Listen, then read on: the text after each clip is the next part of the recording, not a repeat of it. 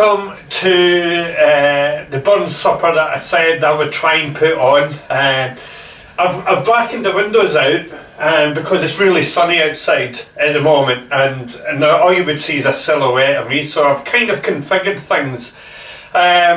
So what we're going to do is, if you've never been to one of my burn suppers before, honestly, you'll enjoy it. It's all about fun and stuff. There's only like a couple of rules really that you need to adhere to. One is to not be offended by anything that I may say or do. You know, burn suppers, they can go either way. So if you are under the age of 18, 16 or even 13, you know, I would get permission from your parents to watch the following proceedings. And the other thing is, if you're asked to stand up, honestly, take part, stand up. And if you're asked to sit down, sit down. But everybody, just, if you can, just get yourselves into the run of things, into the theme of things. Now, you need to have a drink at hand. It can be anything from a glass of water right up to a bottle of whiskey, anything, because we're going to make a couple of toasts later on. And then, you know, and then maybe in between we might just have a wee drink. You never know, these things just pan out the way that they do. Now, as you can see, I've got on the table in front of us a few things. So I'm just going to get myself set up. I've got the whiskey, I've got a glass for the piper, and a glass for the chef. So I'm just going to get these set up rather quickly while you go and get your drinks, okay?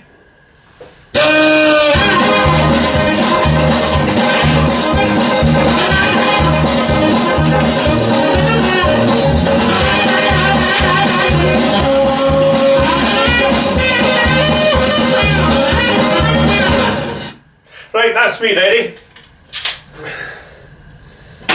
Now, have you seen my jokes or heard my jokes before? You all know that they are absolutely crap. Now, I've got a wee aid here, just to sort of kind of make things a wee bit, I'll just get rid of that, make things a wee bit better. My jokes are absolutely rubbish. Oh. Now, two parrots sitting on a perch, when one says to the other, "Can you smell fish?"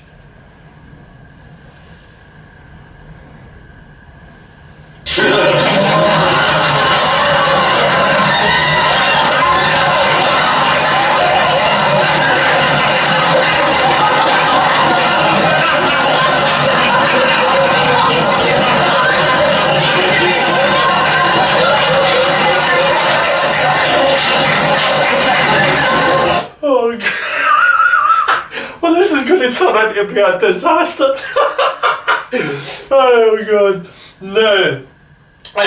No, listen, you know, toasts and stuff like that are all about, let's just honour people and stuff like that. We're going to be starting off with the Selkirk race very shortly. But I have to tell you a couple of wee stories about myself and my beautiful girlfriend, Lorna, who is in isolation. So she's in our house 10 miles that way. So we haven't been together now for 9 days, 10, 11, I'm rubbish with dates. Anyway, a long time anyway. So long that I've ran out of the Kleenex tissues.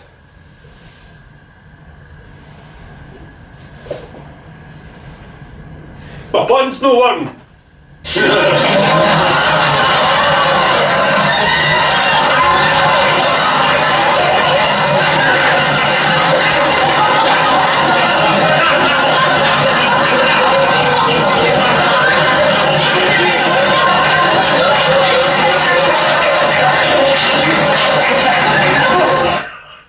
Oh God. Well, let's do. What's that? These wee puns are the ones that make me laugh, not my jokes. Anyway, what was I saying? Aye, me and Lorna, we have been, this is our 20th anniversary year. Way back in February we did 20 years. And we used to, in our first sort of kind of, when we met up, we used to have dates and we would go to the rural forest car parks. And that was how we would spend the dates. Now, I'm one for saving money wherever I possibly can. But I come to this inevitable time, I thought, well, I'm going to have to treat her out for a special date. So I rang her up and I said, I'm coming down from Glasgow and we're going to take you out for a nice wee date in the local pub. And she was happy with that. Anyway, the night went on, and then as the night finished, and I'd taken her home just before midnight, and she kissed me goodbye, and she kissed me to say goodbye, and she says, oh, by the way, watch yourself, watch you don't get yourself mugged on the way home tonight after saving all that money.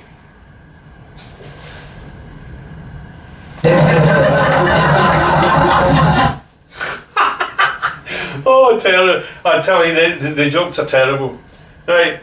Anyway, on one other date that I actually bought Lorna a wedding present, well, a wedding dress, you know, and I think I'd only been seeing her about 2.5 weeks or something like that. And I presented her with this wedding dress, and it said Hot Point on it, and she looked at it and she said, you've got me a wedding dress and you've got Hot Point written in the middle. What's that all about? I said, well, it's to match all my other white goods in the kitchen.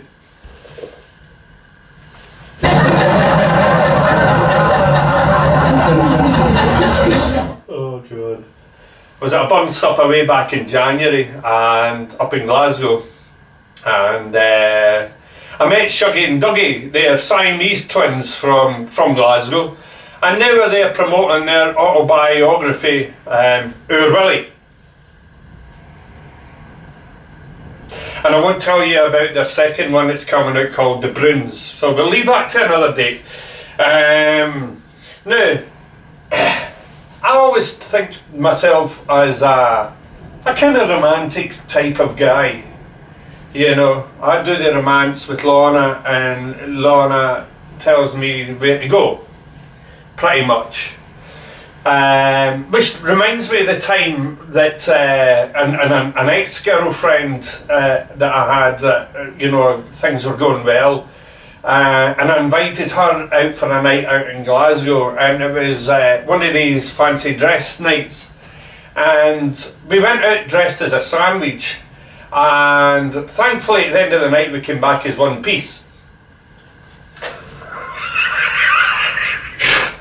Anyway, alright, back to Lorna, because she's my present girlfriend.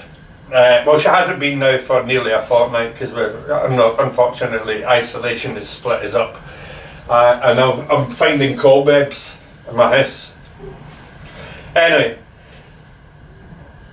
I find myself a bit of a romantic type of guy, and myself and Lorna have kind of lost that bit of romance for a wee while now, and I thought I'm going to have to try and do something to try and get this romance back on the road. And it all came about one night that we were lying in bed. And as we're lying in bed, and guys, you'll know what it's like. You lie in bed, she's there reading a Women's Own magazine or something from Reader's Digest with the date 1983 on it, volume 742. And I'm playing a bit with my phone, but I get a bit bored with my phone, so I thought I'd go for the old slip of the hand. Ronna's lying there. I'm lying on her left hand side, and I thought, well, hand goes under the cover, and I'll go for a wee bit of a feel here. And then she knocks my hand off, and you know that dirty look that you get from a woman when you try to go for a wee feel. It's, well, Lorna's is. So anyway, I gave it a couple of more minutes. I thought, I'll try again. hand underneath the duvet, up, through a t-shirt, past the Reader's Digest book which is sitting there, and then all of a sudden slap in the hand again. I thought, oh God's sake, man, I'm not even going to look at her here. And I thought, I'll come out with a killer one. Said, Lorna, you know, if I was to die tomorrow, I would like to come back reincarnated as you. As me? She said. Why as me? It's because you held all this beauty, and I would like to think that I could wake up in the morning having this beauty that you carry. Oh, that's very sweet. I've never heard anything so romantic as that from you ever before. So, what about yourself, Lorna? Well, if I was to die tomorrow and be reincarnated, I would like to come back as you. Me? Why? Simple. So that I can wake up in the morning with an erection, bounce it off your face and see how you like it.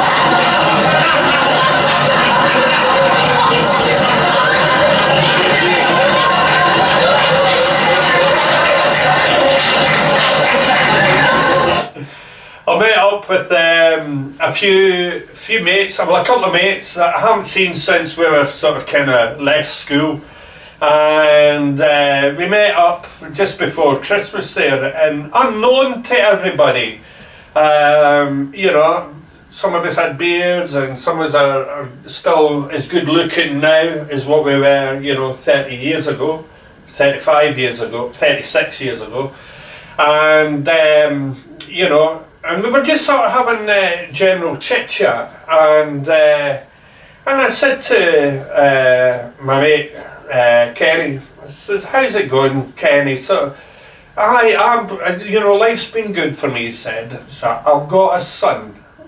"Oh, have you?" "Aye, alright, what's his name?"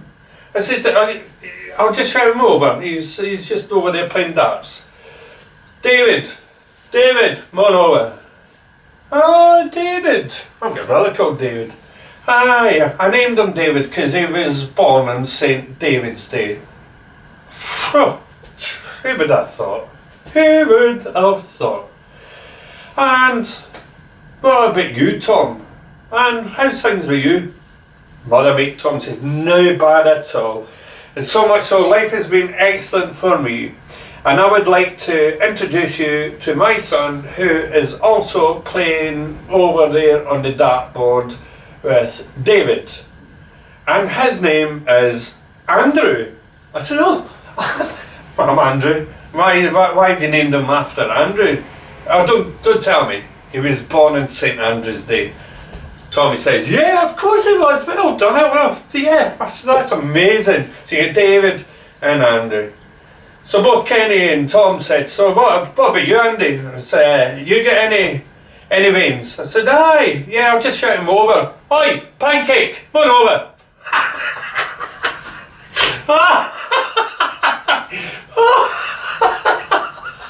Oh God. Oh dear. That's one of my favourite jokes, that one. Knock knock.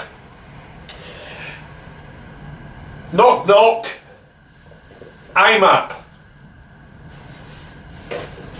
What can I say? Anyway, some years back, we're going to do the Selkirk Grace in a minute, by the way, right? And then we're going to bring in haggis and do all the rest of it. But some time back, I had quite an embarrassing problem, and I had to go to the doctors to see the doctor about it. And I turned up, made an appointment, turned up, and my name was called to go to room 3. So I went to room 3, tapped on the door, and the female doctor said, "Come on." So I walked in, and she says, "Yes, what seems to be the problem?" And I said, "Well, it's a bit of an embarrassing problem, really. And she says, yeah, why? I said, well, I don't know how to explain it. She said, well, just tell me and then I'll be able to help you. Well, it's my penis. Oh, she said, your penis? I said, yeah. So what's the problem with your penis? I said, well, I went in my kilt, you know. And she says, what's the problem with your penis? I said, well, I think you better take a look because I'm a wee bit worried about it. She says, alright, well, lift up your kilt then, let me take a look. So I lifted the kilt up and I'm standing there with her, and to her look on her face was something else. She went straight down and there was my penis. It was the length and breadth of a AAA battery. And I said to her, please, whatever you do, don't laugh. And she laughed out a bit of a giggle. I said, oh, this is embarrassing as it is. She said, I'm trying my best not to laugh, but I can't help it. So I just stood there, and before I know it, she's creased over. Honestly, she's creased over, and she didn't know what to do, so she just couldn't stop help laughing. So she left, and went away and got another doctor in, and this other doctor came in, and I'm standing there, right, with a wee AAA battery, and the both of them were having a wee look, and every time they looked, it flicked. Yeah, it kept on flicking like that. And, you know, at one point they came up and they tried to prod it. We things giving it that, you know. And standing there spawn. And by now both of them are laughing. And, you know, increasingly getting worse was the laughter. Then, both of them had to leave the room. And when they left the room, I'm standing there like, I didn't know what to do. And before I know it, the two of them came back in with all their colleagues, all their students, you know, all these junior doctors and stuff like that. And I'm standing there with my AAA battery sized penis, giving it the flicks and stuff like that, you know. And every time they'd look at it, both of them looked at it, it started off a giggle, and before I know it, they're all giving it.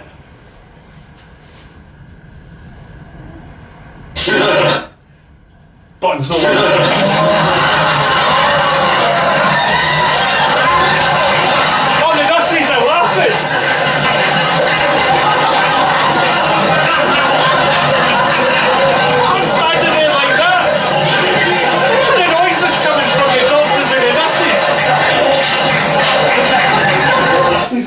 So they all left, and eventually the doctor came back in. She said, you know, Mr. Grant, I really am sorry.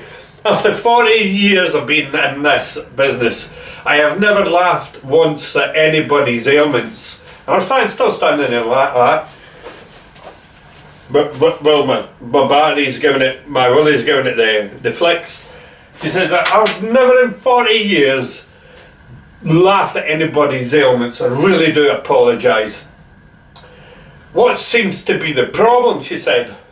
I said, I think it's swollen. Oh God. Oh no, I better have a whiskey. Oh. Anyway. Right, we're going to take Selkirk Grace. Now, if you can all join me, now if you're sitting in your groups, that's absolutely fine. You've got to be 2 metres apart. Some have eat and can eat, and some would eat that want it. But we have eat, and we can eat. Say, let the Lord be thanked. Amen. Ladies and gentlemen, can you be upstanding to receive the haggis?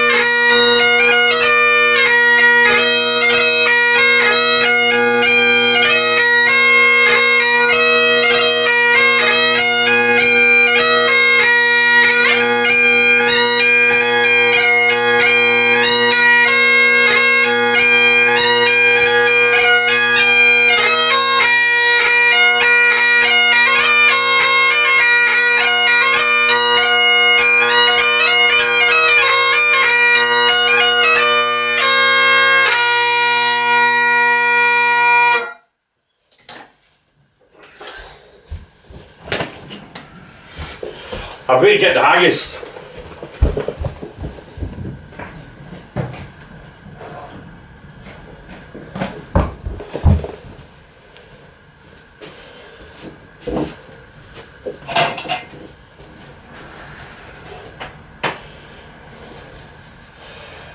You may be seated.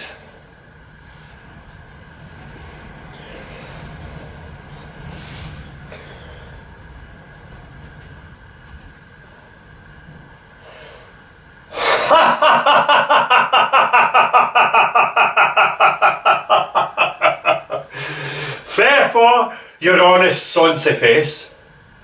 Great chieftain of the pudding race. Oh, Bunama, you take your place. Pinch, type of term. Will. Are you worthy, O Grace? As long as my am? The groaning trencher there you fill. Your hurdy's like a distant hill. Your pun when meant to mend the mill in time of need. Well, through your pores the dews distill.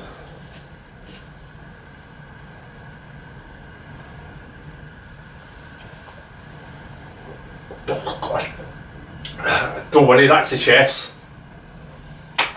Like amber bead.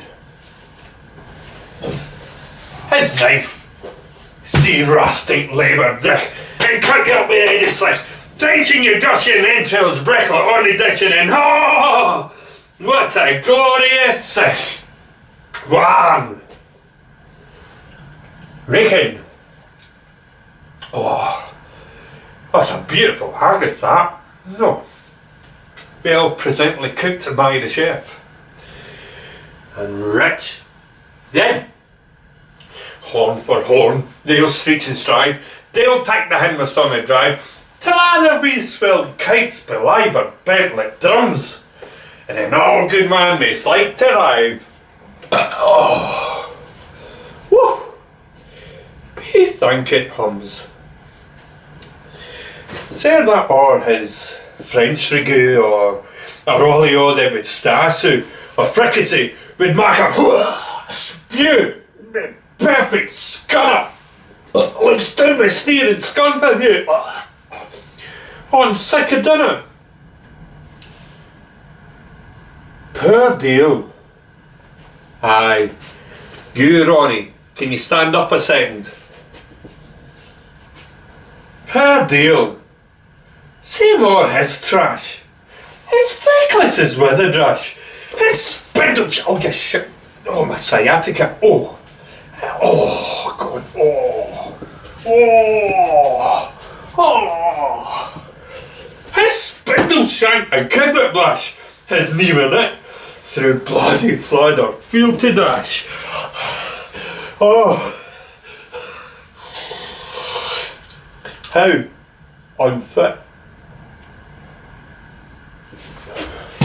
But the rustic haggis fed, the trembling earthly sound they spread.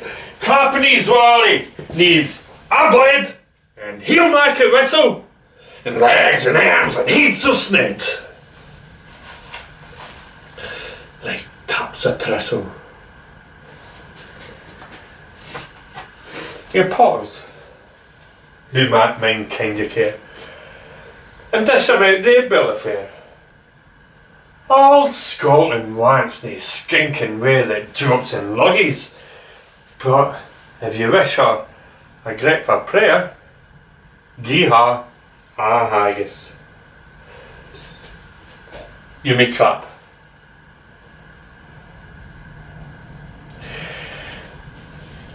Ladies and gentlemen, can I ask you to be upstanding to make a toast? The haggis.